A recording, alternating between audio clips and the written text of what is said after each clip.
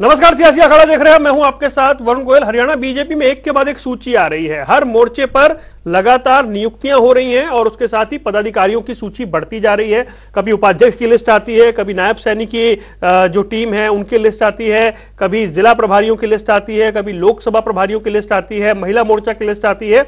यानी बीजेपी चुनावी मोड में है। बाकी पार्टियां क्या कर रही हैं, कांग्रेस की कोई सूची कब मिलेगी, इसका सबको इंतजार है। उस पर चर्चा करेंगे। पहले रिपोर्ट देखिए। लोकसभा चुनाव में अब सिर्फ चंद दिन बचे हैं। प्रदेश में सभी राजनीतिक पार्टियां पूरी तरह से चुनावी मोड में आ गई। प्रदेश की सत्ता पर काबिज बीजेपी एक के बाद एक अपनी लिस्ट जारी कर नेताओं को जिम्मेदारी सौंपने में जुटी है। चुनाव से पहले प्रदेश की कमान थामने वाले नायब सैनी पूरी तरह से एक्टिव मोड में आ गए। उन्होंने प्रदेश में सभी 22 जिलों के प्रभारी नियुक्त कर दिए। एक तरफ बीजेपी चुनाव की जमीन तैयार कर रही है, तो दूसरी तरफ विपक्ष की भूमिका अदा करने वाली यानी कि कांग्रेस पार्टी ने अभी तक कोई भी लिस्ट जारी नहीं की। पिछले साल दिसंबर में कांग्रेस अपने प्रभारियों की लिस्ट जारी करने वाली थी, लेकिन इंतजार अभी भी बरकरार है। प्रदेश में कांग्रेस आम आदमी पार्टी से पीछे नजर आ रही है। आप भी लगातार संगठन का विस्तार करने में लगी है। हाल ही में 11 नेताओं को संगठन में जगह दी गई। प्रदेश में आप सबसे बड़ा संगठन होने का दावा भी ठोक रही है। वहीं आगामी चुनाव में सीधे सीधे बीजेपी को टक्कर देने की बात कर रही है। प्रदेश में बीजेपी और आप लगातार संगठन का विस्तार करने में जुटी है। एक के बाद एक नई लिस्ट सामने आ रही है, लेकिन कांग्रेस का लिस्ट निकालना तो दूर की बात, वो नेताओं की गुटबाजी को भी दूर नहीं कर पाए। वहीं वरिष्ठ नेता कैप्टन अजय यादव ने कांग्रेस के अंदर दम घुटने की बात तक कह डाली। अपना दर्द मीडिया के सामने बयां कर दिया। जब कांग्रेस के नेता पार्टी में रहना दम घुटना या मजबूरी बता रहे हो, तो उस पार्टी में आप मजबूती की कैसे उम्मीद कर सकते हैं। न्यूज डेस्क, जनता टीवी। कई खास मेहमान हमारे साथ जुड़ रहे हैं। हमारे साथ प्रोफेसर वीरेंद्र सिंह चौहान भारतीय जनता पार्टी का पक्ष रखेंगे, वेद प्रकाश विद्रोही जी कांग्रेस से, नवीन दुबलदन आम आदमी पार्टी और विजेंद्र रेड्डी इंडियन नेशनल लोकदल से। आप सभी का स्वागत है। विद्रोही जी, शुरुआत में आपसे करूंगा। हम देख रहे हैं कि बीजेपी की सूची रोज आ जाती है। जिला प्रभारी, लोकसभा प्रभारी, उपाध्यक्ष, टीम, अनुसूचित मोर्चा, महिला मोर्चा, लगातार नियुक्तियां हो रही हैं, लगातार पर्चे आ रहे हैं। सर, आपके पर्चे का भी बड़ा इंतजार है। मैं चाहता हूं मैं यहां से पढ़ूं उसे। कब पढ़वा रहे, इतना बताइए। वरुण जी, आपको, भाई वीरेंद्र रेड्डी जी को, भाई वीरेंद्र चौहान जी को और आप पार्टी के नेता को और सभी दर्शकों को मेरा नमस्कार जी। आपका धन्यवाद कि आप हमारी चिंता कर रहे हैं। भाजपा कागजों में अपनी तैयारी कर रही है, वो उनकी शैली है, वो करते रहे।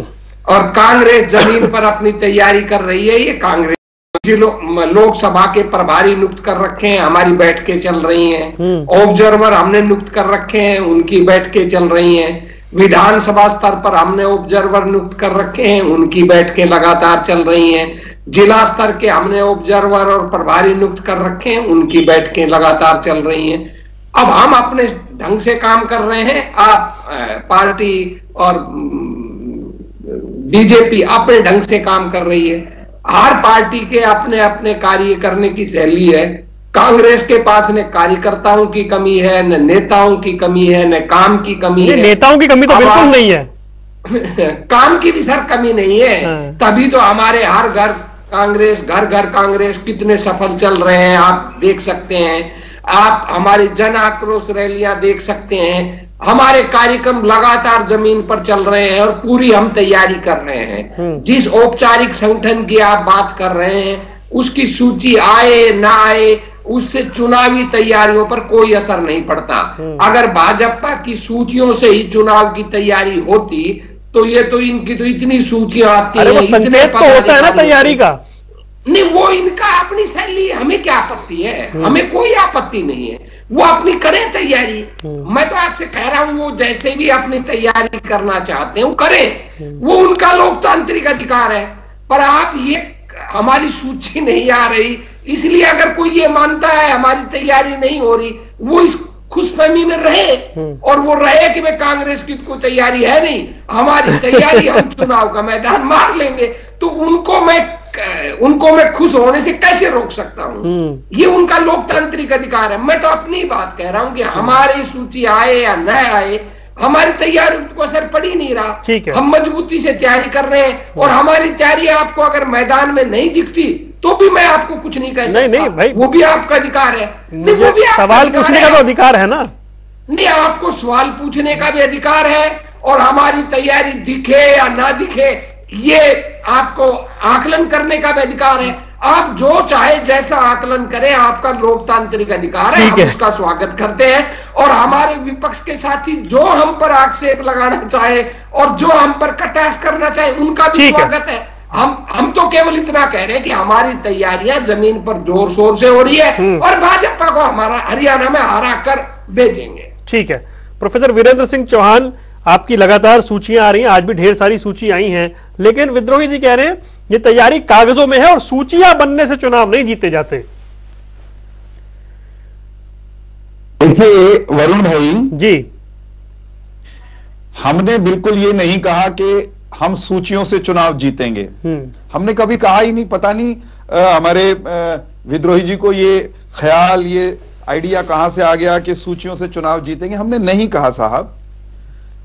भारतीय जनता पार्टी संगठन पर आधारित, विचारधारा पर आधारित, कार्यकर्ता पर आधारित, दमदार नेतृत्व पर आधारित पार्टी है। संगठन का गठन उस प्रक्रिया का एक हिस्सा है। हां, हमारी सूचियां इस बात को निश्चित तौर पर प्रमाणित करती हैं, एक के बाद एक आने वाली सूचियां, कि हमारा संगठन वो शिखर से लेकर बूथ तक बन गया है। बूथों पर त्रिदेव हैं और त्रिदेव से नीचे पन्ना प्रमुख हैं।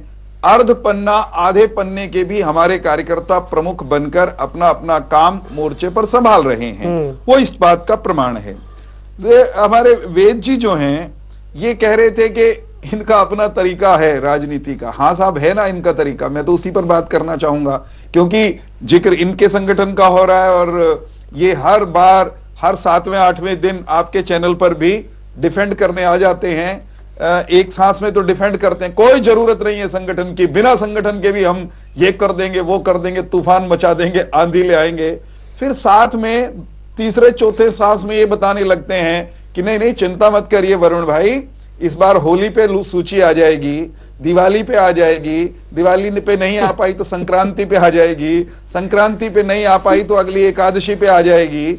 माने सूची आएगी उसकी घोषणा भी करते हैं, लेकिन सूची नहीं ला पाते हैं। तो इससे यह भी प्रमाणित होता है ना वरुण भाई कि लाना तो बेचारे ये भी चाहते हैं, कोशिश तो संगठन बनाने की ये भी कर रहे हैं, लेकिन 10 साढ़े 10 साल से उसको, उस सपने को, उस चाह को, उस कामना को पूरा नहीं कर पा रहे।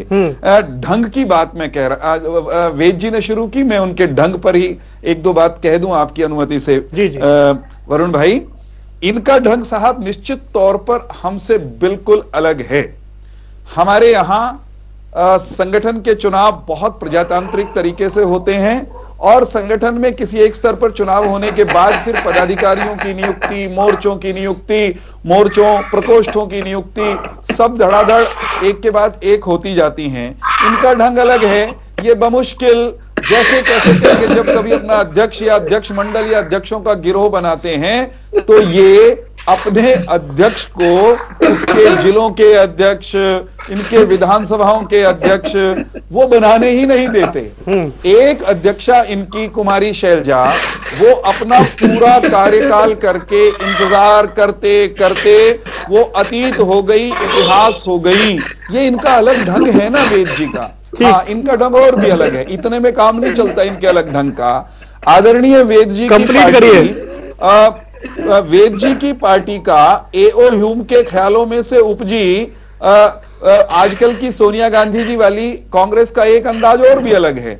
एक इनके अध्यक्ष थे श्री अशोक तंवर, युवा, अनुसूचित जाति से आते थे, पढ़े लिखे, डॉक्टरेट, उनको इन्होंने अध्यक्ष बना दिया। लेकिन फिर इनका ढंग अलग था, इन्होंने उन्हें लाठियों से पीट पीट के कांग्रेस से बाहर किया। उनको भी इन्होंने अपने पूरे कार्यकाल में कोई पदाधिकारी बनाने नहीं दिए। इनका ढंग इतना गजब का है कि जब इनके ऑब्जर्वर आते हैं हरियाणा में तो कैमरा पर गालियां देते हैं इनके कार्यकर्ता, इनके नेता दूसरे कार्यकर्ताओं नेताओं को। इनका ढंग और भी अलग है। कुमारी शैलजा कहती हैं कि मैं असली नकली कांग्रेस की लड़ाई लड़ रही हूं।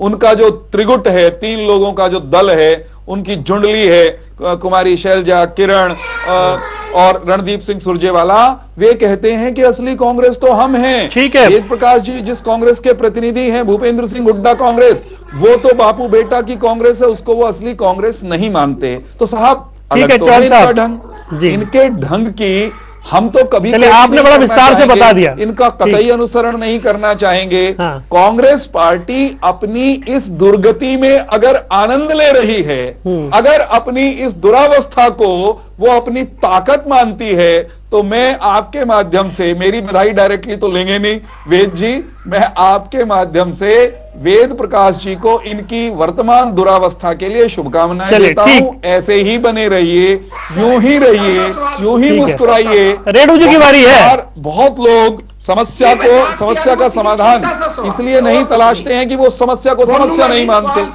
ये संगठन न होने को प्रॉब्लम नहीं मानते। ठीक है चौहान साहब, बस क्यों चर्चा करने बैठ जाते हो हर 7वें दिन इनकी समस्या पर? चलिए ठीक है विद्रोही जी, देखिए बारी रेणु जी के, पर एक लाइन में बोलिएगा जो बोल रहे हैं। नहीं, मैं एक लाइन, आप जब दोबारा चौहान साहब का नंबर आए तो इनसे पूछ लेना कि राष्ट्रीय स्तर से और निचले स्तर तक पिछले 40 साल से 44 साल से जब से भारतीय जनता पार्टी बनी है, कब इनके यहां कहां लोकतांत्रिक चुनाव हुआ, कब उसकी अधिसूचना जारी हुई? चलिए ठीक है, मैं आऊंगा आपके पास। विजेंद्र रेणु जी, जब विद्रोही जी ये कहते हैं कि भाई हमारी तैयारी चल रही है, सूची कागज ये सब एक अलग विषय होता है, संगठन वाकई जरूरत नहीं होता है, या फिर या अब देखिए जैसे कैप्टन अजय यादव क्या कह रहे हैं, वो कह रहे हैं दम घुटने लगा है, इस तरह की बातें होने लगी हैं।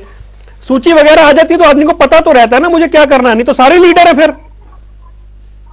हाँ देखिए वरुण जी, ये विद्रोही जी की सोच है, कांग्रेस पार्टी की सोच होती है और सबके अपने ढंग होते हैं, इनका भी अपना एक ढंग है। लेकिन मैं अपनी पार्टी के लिए ये कहना चाहूंगा कि इंडियन नेशनल लोकदल पार्टी की भी हर रोज सूचियां निकल रही हैं। आपने देखा भी होगा कि हर रोज कोई ना कोई सूची निकल चुकी है और हमारा संगठन पूर्णतः पूरा बनाया जा चुका है। इसके साथ साथ हमने भी सूचियां निकाली है। कांग्रेस का हो सकता है बिना सूचियों के काम चलता होगा, ये अलग ढंग है, लेकिन हमारी सभी प्रकोष्ठों में जितने हमारे सेल है, हमारी जनरल बॉडी है, हमारी स्टेट बॉडी है, हल्का बॉडी है, डिस्ट्रिक्ट बॉडी है, हर पद पर हमने आदमी को कहीं पीछे बच्चे शोर कर रहे हैं, चलिए बोलिए आप। हाँ, पूरा संगठन हमारा कंप्लीट हो चुका है और हमारे भारतीय जनता पार्टी की सूचियां अभी आनी शुरू हुई है, जब हमारी सारी सूचियां जो है ना पब्लिश हो चुकी है, निकल चुके हैं, हर व्यक्ति हर पद पर बैठ चुका है। और संगठन के मामले में जैसा कि सभी जानते हैं, चौधरी ओम प्रकाश चौटाला एक संगठनकर्ता के रूप में जाने जाते हैं। न केवल हरियाणा प्रदेश में बल्कि पूरे देश में यदि किसी का सबसे ज्यादा मजबूत और सबसे ज्यादा सुदृढ़ संगठन बनता है तो वो इंडियन नेशनल लोकदल पार्टी का बनता है। हम इस चुनाव में संगठन के बलबूते पर उतरेंगे। हम इस चुनाव में चौधरी अभय सिंह चौटाला ने जो संघर्ष किया है 2013 से लेकर के 2024 तक लगातार जो आम पब्लिक के बीच में जाने का काम किया, लोगों से मिलने का काम किया, और तो उनके संघर्ष को साथ लेकर के जाएंगे। हम अपना विजन भी हम जनता के सामने रख चुके हैं कि यदि जनता हमारे को आशीर्वाद देती है हम उस विजन के ऊपर काम करने का काम करेंगे। इन्होंने संगठन की सूचियां निकाली है, हमने तो अपना जो है मैनिफेस्टो का मुख्य पार्ट जो है वो भी पब्लिक डोमेन में डालने का काम कर दिया कि यदि आप हमारे को आशीर्वाद देंगे तो हम ये काम करेंगे। दूसरी बात, आपका प्रश्न को थोड़ा सा तो जवाब दूंगा ही, जब आपने पूछा है तो देखिए कांग्रेस पार्टी का तो ये एक ढंग है, जैसे भारतीय जनता पार्टी का अपना एक ढंग है कि जो भी थोड़ा विरोध में चले, कोई भी नेता मुखर होकर के आता है तो उसको ईडी इनकम टैक्स को भेज दो। तो इनका अपना ढंग है कि ये दबाव की राजनीति करवाते हैं, प्रेशर की राजनीति करवाते हैं, और इनके पास आते ही सारे ही भ्रष्टाचारी उस मशीन से निकल करके साफ और शुद्ध होते हैं। कौन सा निर्णय इनके पास है, ये इनका ढंग है। कांग्रेस पार्टी वास्तव में संगठन के मामले में बहुत पीछे है और बहुत बड़ा नुकसान इनको होने जा रहा है। हरियाणा प्रदेश में कांग्रेस पार्टी जो है लोकसभा में, अभी जो लोकसभा का इलेक्शन आ रहा है, मुझे नहीं लगता कहीं मजबूती से इलेक्शन भी लड़ पाएंगे। हरियाणा प्रदेश में चुनाव जो होना है और जो बीजेपी को टक्कर देने जा रही है वो इंडियन नेशनल लोकदल पार्टी की है। चाहे संगठन के मामले में बात हो, चाहे संघर्ष के मामले में बात हो, तो चुनाव के दौर में इंडियन नेशनल लोकदल पार्टी मजबूती से चुनाव लड़ने का काम। ठीक है नवीन दुबल भाई, आपके तो नेता जब हरियाणा है उन्होंने बताया सबसे बड़ा संगठन है, आपके पदाधिकारियों के नाम लगातार सामने आते रहते हैं, तो हर पार्टी के जो पार्टी का अपना तरीका होता है, लेकिन जब हमारे विद्रोही जी ये कहते हैं कि ठीक है हमारा तरीका है, हम बिना कागज के भी काम कर लेते हैं, ये स्ट्रैटेजी भी ठीक लगती है आपको? वरुण जी देखिए, बिना संगठन के ना तो कोई संगठन चल सकता है, ना कोई पार्टी चल सकती है, ना कोई संस्था इस प्रकार से नहीं चल सकती है। एक नियमित रूप से संगठन की आवश्यकता सबके लिए जरूरी है, चाहे वो छोटी पार्टी हो या बड़ी पार्टी हो, कोई भी हो, कोई भी जनरल वे में कोई भी, चाहे हम कोई भी अपना घर भी चलाते हैं उसके लिए भी एक संगठन ही है। उसके लिए जैसे माता पिता का दर्जा, उसी प्रकार से हमें जिम्मेदारियां बांटनी होती है। जिम्मेदारियां अगर नहीं होंगी, फॉर एग्जाम्पल हम घर का ही एग्जाम्पल ले लेते हैं, अगर माता पिता का कंट्रोल घर पे नहीं होगा तो बच्चे क्या करेंगे? तो उसी प्रकार से पार्टी है, पार्टी के अंदर भी ऊपर से लेकर नीचे तक प्रॉपर संगठन होना चाहिए, तभी हम सुचारू रूप से अपनी पॉलिसीज को और जो भी हम लागू करना चाहते हैं, जो जनता को देना चाहते हैं, वो अपने हम समझा सकते हैं। तो आज कांग्रेस हरियाणा में, हरियाणा ही छोड़िए पूरे देश में लगभग इनका संगठन खत्म हो चुका है। संगठन पर इनको काम करने की आवश्यकता है, ये तो जग जाहिर है। अब आज की डेट में इनकी पार्टी का हर व्यक्ति अपने आप को सीएम कैंडिडेट मानता है, चाहे वो भूपेंद्र हुड्डा हो, कुमारी शैलजा हो, किरण चौधरी हो या फिर सुरजेवाला जी हो, हर व्यक्ति अपना इंडिपेंडेंट तौर पे चलता है। और वो ये इन्हीं कारणों के कारण ही इनका जो है संगठन नहीं बन पा रहा है। और जब तक संगठन नहीं होगा ये मजबूती से कुछ नहीं कर पाएंगे। आज भाजपा को टक्कर दे रही है तो केवल और केवल आम आदमी पार्टी दे रही है, क्योंकि सबसे ज्यादा संख्या में हमारे पास निचले स्तर तक जो बूथ लेवल है वहां से लेके अपर तक हमारे पास संगठन तैयार है। और 11 लाख से अधिक हमारे कार्यकर्ता हरियाणा के अंदर हैं, जो पीछे जो ज्वाइनिंग कराई थी हम लोगों ने। और अब जो ये जींद की रैली हमारी हुई है, इसमें केजरीवाल जी की जो जींद की रैली थी उसमें स्पष्ट हो चुका है कि जनता अपने प्यार आम आदमी पार्टी के साथ है और जनता तहे दिल से स्वीकार कर रही है आम आदमी पार्टी को। और ग्रामीण लेवल तक जो गांव का छोटा से छोटा स्तर है वहां तक हमारे कार्यकर्ता पहुंच चुके हैं, वहां तक हमारे संगठन है आज की डेट में। और हम किन पार्टियों का हमें नहीं पता ये किस प्रकार से काम कर रहे हैं, परंतु एक आम आदमी पार्टी की विचारधारा है जीरो से, क्योंकि हम क्रांतिकारी तरीके से निकली हुई पार्टी है। ठीक है नवीन भाई, आपने बता दिया कि ग्रामीण स्तर तक आपका संगठन जो है वो बना हुआ है। ठीक है, मैं आता हूं पर विद्रोही जी, चर्चा की शुरुआत में आपने ये कहा कि मतलब मैंने चिंता की आपकी पार्टी की। देखिए चिंता नहीं, क्योंकि वो तारीखों का लंबा दौर चला ना, और जैसे कि चौहान साहब भी मुझसे पूछ रहे थे कि मैं हर 7वें दिन क्यों संगठन की बात करने बैठ जाता हूं। मैं दूसरी पार्टियां क्या कर रही हैं उससे सिर्फ कंपैरिजन करना चाह रहा हूं, और फिर मैं इस बात पे समझना चाह रहा हूं कि बिना संगठन के लड़े भी आप तो 31 सीट ले आए थे, तो वाकई संगठन बहुत बड़ी जरूरत है या फिर ये सिर्फ एक कहने के लिए होता है? देखिए चौहान वरुण जी, संगठन निश्चित रूप से जरूरत रहती है, पर जब विशाल पार्टी होती है जिसके पास समर्पित कार्यकर्ताओं की भरमार होती है, जिसके पास गांव-गांव में, शहर में, हल्के में सैकड़ों नेता होते हैं, उस पार्टी को बिना संगठन भी चलाया जा सकता है। मैं ये नहीं कह रहा कि संगठन की जरूरत नहीं है। अब कांग्रेस की सूची क्यों नहीं आ रही, किस लिए नहीं आ रही, मैं तो हर बार आपसे कहता हूं कि ना मेरे अधिकार क्षेत्र में, ना मैं कोई तारीख देने की स्थिति में हूं, और मैं झूठ और असत्य बोलने की बात करता नहीं। अब जैसी कांग्रेस की हरियाणा के अंदर स्थिति है उसी अनुसार की तैयारी की मैं बात करता हूं। अब जो साथी बड़ी बड़ी बात करें, चाहे मेरे आप पार्टी के साथी करें, चाहे इन लोगों करें, वो उनका अधिकार वो करें। अभी बोला पता चल जाएगा, अभी चुनाव आने वाले हैं लोकसभा के, पता चल जाएगा कौन कितने पानी में है, भाजपा कितने पानी में है, कांग्रेस कितने पानी में है, आप पार्टी कितने पानी में है, इन्हें लोग कितने पानी में है। क्योंकि अब कोई संगठन की चर्चा करने की जरूरत नहीं है, क्योंकि आपको पता है कि फरवरी चल रहा है, 15-20 दिन बाद, 25 दिन बाद चुनाव की विधिवत घोषणा हो जाएगी। तो जिसने जो अपनी तैयारी करनी है या कर रहे हैं वो कर रखी है।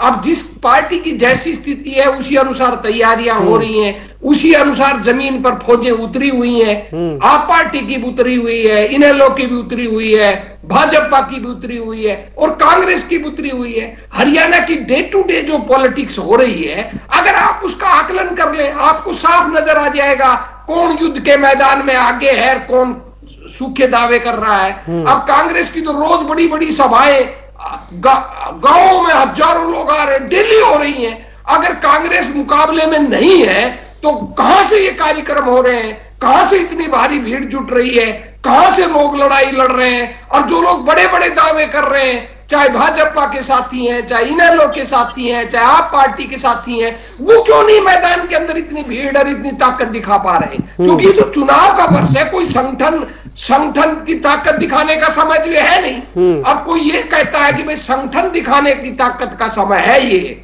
और पार्टी बनाने का समय है ये, वो बनाए, हमें क्या आपत्ति है? वो कुछ भी दावे करे, कैसे भी दावे करे, मैं उनके दावों पर ना तो कोई आपत्ति व्यक्त कर रहा हूं, ना मुझे उनके दावों पर कोई ऐतराज है और ना मुझे उनके दावों पर कोई चिंता है। वो अपने दावा करें, जैसा भी करें, उनकी मर्जी है। मैं तो अपनी पार्टी की बात कह सकता हूं। मेरा ये मानना है एक ग्रास रूट वर्कर के नाते, एक विश्लेषक के नाते, कि हरियाणा में लड़ाई कांग्रेस और भाजपा के बीच में होनी है। अब जनता आशीर्वाद भाजपा को देती है या कांग्रेस को देती है, ये तो जनता तय करेगी। ना मैं भविष्यवक्ता हूं और ना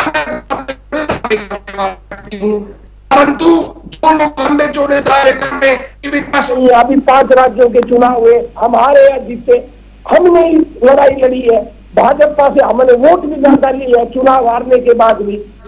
आप देश के अंदर भी हारे या जीते, मैं नहीं कह रहा कि हम जीत जाएंगे, वो हार जाएगा, भाई मुकाबला तो हम नहीं करना है। अब जनता हमको कितना आशीर्वाद देती है, कितना नहीं देती है, ये जनता हमारे क्रियाकलाप को तय करेगी। ठीक है, तसल्ली से आपने बात कह ली। चौहान साहब, मैं एक सवाल तो विद्रोही जी का पहले था कि पिछले 30-40 साल में आपके यहाँ कौन सी नियुक्ति जनतांत्रिक लोकतांत्रिक तरीके से हो गई, उसका जवाब देते हैं। बाकी वो कह रहे हैं कि आप लोग बड़े बड़े दावे कर रहे हैं, हम नहीं करते ऐसे दावे।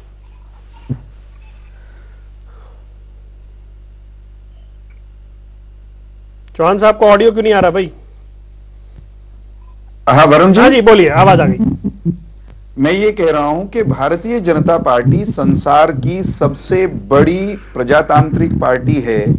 ये बात खुले में है, ये कोई कम्युनिस्ट पार्टी की तरह कोई सीक्रेट संगठन नहीं है। ये कांग्रेस पार्टी की तरह कोई एक घर के भीतर से चलने वाला, एक परिवार की मुट्ठियों में बंद रहने वाला संगठन नहीं है। विद्रोही जी रुकिए, आपकी बारी में बोला, विद्रोही जी रुकिए, विद्रोही जी प्लीज रुकिए। बोला था क्या आपकी बारी में? बोला था क्या मैं आपकी बारी में? मैंने आपने जो कुछ कहा सब सुना मैंने। वेद जी, ये आपने गलत अभ्यास पाल लिया। No no no no no, आप अपनी बारी में बोल लीजिएगा, समय मिल सकता है, अभी भी गुंजाइश है पूरी। मैं ये कह रहा हूं, भारतीय जनता पार्टी हमारे मंडल से लेकर के राष्ट्रीय स्तर तक संविधान में भारतीय जनता पार्टी के जो प्रावधान हैं उसके हिसाब से अपनी चुनाव की प्रक्रिया को हम पूरा करते हैं। हर 3 साल बाद नियत अवधि पर हमारे पदाधिकारी नए बनते हैं, कुछ नए बनते हैं, कुछ पुराने दोहराए जाते हैं। हमारे यहां प्रजातांत्रिक तरीके से चुनाव नहीं होते तो दुनिया में कहीं भी नहीं होते वेद प्रकाश जी, और आपके यहां तो प्रजातंत्र का प भी मौजूद नहीं है, आपको अच्छे से मालूम है। मैं वेद जी को एक बात ये बताना चाहता हूं कि वेद जी, आपने कहा कि आपके पास समर्पित कार्यकर्ताओं की फौज है, पक्के तौर पर होगी, लेकिन उनका समर्पण कहां है उसकी तरफ संकेत कर देना मैं समझता हूं काफी रहेगा। आपके कार्यकर्ता यानी बिखरी हुई, हारी हुई, नकारी हुई, राम विरोधी कांग्रेस के समर्पित कार्यकर्ताओं का समर्पण परस्पर लड़ाई में है। वो एक दूसरे के विरुद्ध जिस समर्पण के साथ लड़ाई लड़ते हैं वो गजब की है, मैं उनका अभिनंदन करता हूं। एक दूसरे के विरुद्ध यानी कांग्रेस वाले कांग्रेस के खिलाफ जिस शिद्दत के साथ, जिस समर्पण के साथ लड़ाई लड़ते हैं वो गजब है, वो अद्भुत है। उनका अभिनंदन हमारी ओर से भी है भाई, ऐसे ही लगे रहा करो। आपके समर्पित कार्यकर्ता क्या क्या करते हैं पता? आपके समर्पित कार्यकर्ता एक दूसरे गुट के नेताओं को नेता नहीं मानते हैं। जो कुमारी शैलजा की परिक्रमा करने वाले लोग हैं, उनकी परिक्रमा पुराण में भूपेंद्र सिंह हुड्डा नाम का कोई देवता है ही नहीं, कोई नेता है ही नहीं। जो भुप्पी बाई के आसपास इर्द गिर्द चक्कर लगाने वाले लोग हैं, परिक्रमा करने वाले लोग हैं, वो कहीं किरण जी को मानने के लिए तैयार नहीं हैं, वो रणदीप सुरजेवाला को मानने के लिए तैयार नहीं है। तो ऐसे समर्पित लोगों की फौज है कांग्रेस, जो एक दूसरे को यानी अपने ही नेताओं को नेता मानने से साफ साफ खुले में टेलीविजन के कैमरा पर इनकार कर देते हैं। भारतीय जनता पार्टी में ऐसा नहीं होता। नेतृत्व परिवर्तन होता है, सहजता से होता है। एक कार्यकर्ता को आज जिम्मेदारी दी गई है, कल दूसरे को दे दी जाती है। सहजता से वो अपना काम संभालने के बाद नई टीम उसको उसकी घोषणा कर देते हैं। वही हो रहा है, निरंतरता में भाजपा में होता आया है। लेकिन कांग्रेस के समर्पित लोग इतने समर्पित हैं कि वे मस्त हैं एक दूसरे की टांगें खींचने में। और मैं ये जिस फौज की बात कर रहे हैं, केवल उसकी बात नहीं है। आप ऊपर के 4 लोगों को ले लीजिए, 6 लोगों को ले लीजिए, 5 लोगों को ले लीजिए, उनमें से कौन सा दूसरे के मुखड़े को देखकर मुस्कुराता है, बताइए ना। जहां कुमारी शैलजा यात्रा पर चलती हैं तो भूपेंद्र सिंह हुड्डा बावरिया से कहलवा देते हैं इस यात्रा का कांग्रेस से कोई तालमेल नहीं है, ये ऑफिशियल नहीं है। जब कुमारी शैलजा आगे बढ़ती हैं तो भूपेंद्र हुड्डा के खेमे का कोई व्यक्ति उनके आसपास फटकता नहीं है। एक दूसरे के बयानों पर उनके खंडन में बयान देते हैं, एक दूसरे की आलोचना और निंदा में सरेआम इनके यहां जूतियों में खीर बटती है कि नहीं वरुण भाई। तो कौन सी फौज के भरोसे चुनाव लड़ना चाहते हैं, वो कौन सा समर्पण है? यही अगर समर्पण है तो मैं आपको शुभकामनाएं देता हूं। एक बात मैं हमारे नवीन जी को भी याद कराना चाहता हूं। नवीन जी ने ये दावे तो करते ही हैं कि भाई हमने ये संगठन बना लिया, वो संगठन बना लिया, लेकिन इनके दावे ना वरुण भाई सबने देखे हुए हैं। इनके ये वो वाले दावे हैं जैसे अरविंद केजरीवाल ने कहा था कि इनको रिपोर्ट मिल गई है। एक मिनट नवीन भाई आपकी बारे में बिल्कुल नहीं बोला था, आपकी बारे में बिल्कुल नवीन भाई बिल्कुल भी नहीं बोला था। फिर आपको भी नहीं बोलने दूंगा, समस्या खड़ी होगी, डिबेट खराब होगी। मैं आऊंगा आपके पास, नवीन भाई आ रहा हूं आपके पास, बस 1 मिनट रुकिए, आ रहा हूं। मुझे मेरी बात कह लेने दीजिए। नवीन भाई 1 मिनट में आ रहा हूँ बस आपके पास। ये गलत तरीका है, ये कोई तरीका। अच्छा नवीन रुकिए ना, मैं आ रहा हूँ बस, आ गया फिर यही टाइम इसी में खराब हो जाएगा। नवीन 30 सेकंड, ये नहीं चलेगा। नवीन रुकिए, 30 सेकंड में आ रहा हूँ भाई, 30 सेकंड में आ रहा हूँ, रुक जाइए। नहीं नवीन, अरे नवीन 30 सेकंड दीजिए मुझे, आ रहा हूँ आपके पास। नवीन जी ये कहाँ से सीख के आते हैं ऐसा करने का, ये कहाँ अभ्यास करके? नवीन जी मैं आ रहा हूँ आपके पास, 30 सेकंड में आ रहा हूँ, कंप्लीट करिए जल्दी से। मैं बहुत विनम्रता से आम आदमी पार्टी के प्रवक्ता नवीन जी को याद दिलाना चाहता हूं कि हे नवीन भाई, आप उस पार्टी के प्रवक्ता हो जिसका नेता अरविंद केजरीवाल जन्मा तो हरियाणा में है, लेकिन वो हरियाणा के हिस्से का आप दूबल धन के हो। भाई बीच में देखो, मैं आपकी बात आ गई। नहीं ऐसे कैसे आ गई? अरे बहुत बात तो पूरा नहीं हुआ, विस्तार से बोल लिया। चलेगी आपकी डिबेट में क्या? मुझे निकाल दीजिए, मुझे। अरे ऐसे मत करिए चौहान साहब, ऐसे मत करिए। तो मेरी बात पूरी होने दीजिए ना, मेरा वाक्य पूरा होने दिया, इन्होंने बदतमीजी कर रहे मेरे साथ। नहीं ऐसे नहीं, रुक जाइए।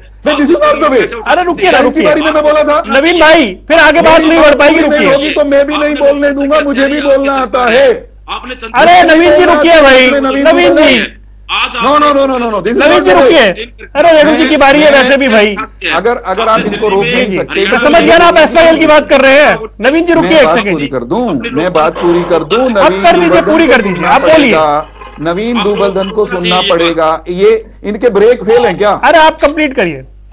मैं ये कह रहा हूं, नवीन दूबलधन एक ऐसे हरियाणवी के प्रवक्ता हैं जो हरियाणा के हितों पर सरेआम कुठाराघात करता है, जो सुप्रीम कोर्ट के स्पष्ट आदेश आने के बावजूद दूबरधन गांव तक एसवाईएल का पानी पहुंचने के रास्ते में चलिए ठीक है, अब बात आ गई, ठीक है, इनको चलिए ठीक है, अब आगे बात रुक जाइए, ऐसा हरियाणा का बेटा अब रुकिए, बस बस ठीक है, अब नवीन बोले, फिर विजेंद्र जी की बारी है, ठीक है, रुक जाइए, अरे रुकिए भाई प्लीज, हरियाणा में, अरे रेणु जी की बारी है, ऐसे मत करिए भाई, ये भगवंत मान का चेहरा लेकर रुक जाइए, में आएंगे, रुक जाइए, ये भगवंत मान का चेहरा लेकर हरियाणा में चुनाव लड़ने आएंगे। नवीन दुबल-धन, एक मिनट रुकिए, अच्छा रुकिए, अब आपकी बात आ गई ना, चौहान साहब आपकी बात आ गई, प्लीज, तो ये है कि मुंह कैसे, चौहान साहब आपकी बात आ गई, प्लीज प्लीज, आ भी गए तो मुंह की खाएंगे। अच्छा ठीक है, नवीन आपकी बात आ गई, रुक जाइए, दुबल विजेंद्र रेणु जी की बारी है भाई, अरे रुकिए, रविंद्र मंत्री मत करिए, रेणु जी की बारी है,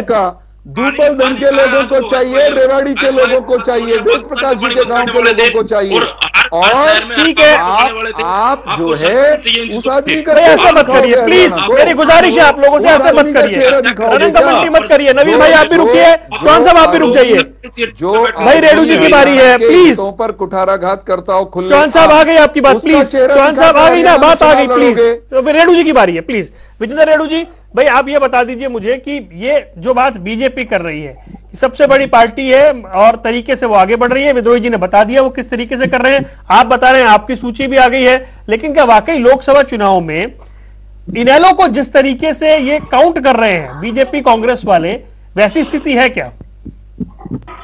नहीं, ये क्या काउंट कर रहे हैं क्या नहीं कर रहे हैं ये तो वो जानते हैं, लेकिन इंडियन नेशनल लोकदल पार्टी मजबूत पार्टी और मजबूती से इलेक्शन लड़ेंगे। और मैं एक बात कह दूं, यदि यहाँ पर 2024 में हरियाणा प्रदेश में यदि कोई लोकसभा जीतने का काम करेगा तो वो इंडियन नेशनल लोकदल पार्टी बाकी अन्य पार्टियों से सबसे आगे रहेगी। जिस प्रकार से इन्होंने कहा, भी विद्रोही जी कह रहे थे कि हमारे कार्यक्रमों में बहुत भीड़ आती है। अरे भाई, भीड़ देखनी है तो आपने हमारे कार्यक्रमों की भीड़ देखी। अभी हमारा महिला सम्मेलन हुआ, बैकवर्ड सम्मेलन हुआ, युवा सम्मेलन हुआ, हमारा अभी एससी सेल का सम्मेलन होना है, उनकी भीड़ आप जरा देखने का काम करें। दूसरी बात, जब हमारी परिवर्तन यात्रा चल रही थी और वहां दिन में 2 प्रोग्राम होते थे, एक दोपहर का और एक शाम का, वहां की भीड़ आप देखने का काम करें।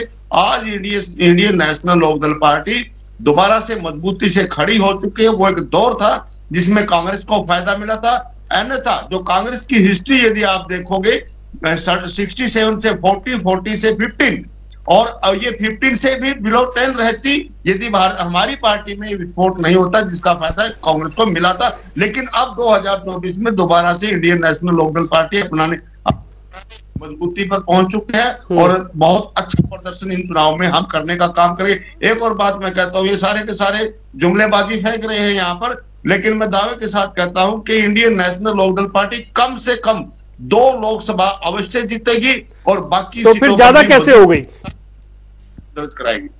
जी, आप खुद ही कम से कम 2 कह रहे हैं, तो आप कह रहे हैं सबसे ज्यादा हम जीतेंगे?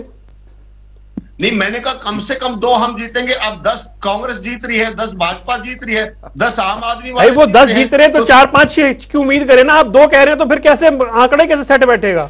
वरुण जी इनका आभार जताना चाहिए। ये कम से कम कुछ तो नीचे ले आए। ये 10 में से 21 जिस तरह की बातें ये कर रहे थे, इन्होंने दो लेकिन कम से कम इन्होंने कांग्रेस की तरह तो बात नहीं की, इन्होंने आम आदमी पार्टी की तरह तो बात नहीं की कम से कम।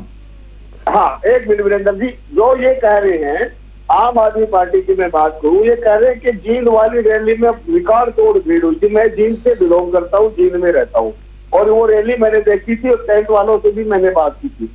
2-2.5 हजार कुर्सियां लगा रखी थी। आपने टेंट वालों से बात कर लिया आपने? आप कांग्रेस की रैली में चले गए या मनोहरलाल खट्टर जी के प्रोग्राम में चले गए गलती से, आपने फिर वीडियो नहीं देखी, फिर तो आप आंखें बंद करके बैठे हुए थे जिंद में रह के भी आंखें बंद करके की हुई थी विजेंद्र जी आपने। आप लगता है मनोहरलाल खट्टर जी के जनसंवाद प्रोग्राम में चले गए गलती से। ये गड़बड़ हो गई आपसे। नंबर 1 बात कि स्वास्थ्य दे दो लोगों को, स्वास्थ्य दे दो। अरे भाई, अरविंद केजरीवाल जी, माननीय मुख्यमंत्री महोदय, मैं हाथ जोड़कर निवेदन करता हूँ, आपकी खांसी का इलाज तो बंबई में होता है और आप कहते हो कि मोहल्ला क्लिनिक को हमने VIP बना दिए, वहां पर डॉक्टर नहीं है, दवाइयां नहीं है। एक भी इन्होंने कोई हॉस्पिटल बनाया हो वहां दिल्ली में, एक भी इन्होंने कोई स्कूल कॉलेज बनाया हो, सिंगल 1 और दूसरी बात, ये कहते थे अमेरिका की मैडम आई थी, उन्होंने हमारे को बड़ी प्रशंसा कंप्लीट करिए किया। तो प्रशंसा पत्र तो आपकी ही शिक्षा मंत्री आतिशी ने भी आपको दिया था। सिसोदिया के अंदर जाते ही आतिशी आपकी नव नियुक्त शिक्षा मंत्री ने सबके सामने आपका प्रशंसा पत्र रखने का काम किया था। तो दिल्ली में स्कूलों का क्या हाल है, ठीक है, ठीक है नवीन जी, और लोगों को जो है ना। अच्छा नवीन भाई बोलिए, नवीन भाई रुक जाइए, बस नहीं नवीन बोलेंगे, बस सर समय नहीं है ना। तो यहाँ कुछ नहीं है, सब जुमलेबाजी है। मैंने आप लोगों ने भाजपा की भी सुनी, इन लोगों की भी सुनी, कांग्रेस को भी सुना। भाजपा आज कंक्लूजन ये है, भाजपा आज लोकतंत्र की हत्यारी पार्टी है और प्रजातंत्र का इन्होंने हत्या की है। तो भाजपा है, आप क्या हैं भला? देश के आप क्या लोकतंत्र है? छोटे छोटे कार्यकर्ताओं को अपने डिटेन करके, आप इस देश के किसी संस्थान का सम्मान करते हो? आप इस देश की जांच एजेंसियों की बात मानते हो? आप संविधान के हिसाब से चलते हो? आप न्यायपालिका का सम्मान करते हो? खुद मियां फजीहत और मुल्क को नसीहत। नवीन भाई, अपने गिरेबान में भी झांका जाना चाहिए कभी कभार। अपने भीतर झांक लो तो समझ में आ जाएगा कि आप पर ये मुहावरा ये ठीक से लागू होता है कि खुद मियां फजीहत और चलिए ठीक है, चलिए सर समय से कहीं इधर चला गया मामला। हालांकि अब देखना है सूचियों की, इस सूची में और कितनी सूची आती है और किनकी सूची नहीं आई है, वो सूची कब तक आती है। आप फिलहाल चारों मेहमानों का जुड़ने के लिए बहुत बहुत शुक्रिया। सियासी अखाड़ा देख रहे थे आप, रुकने कुछ देर के लिए, खबरों का सिलसिला लगातार जारी है।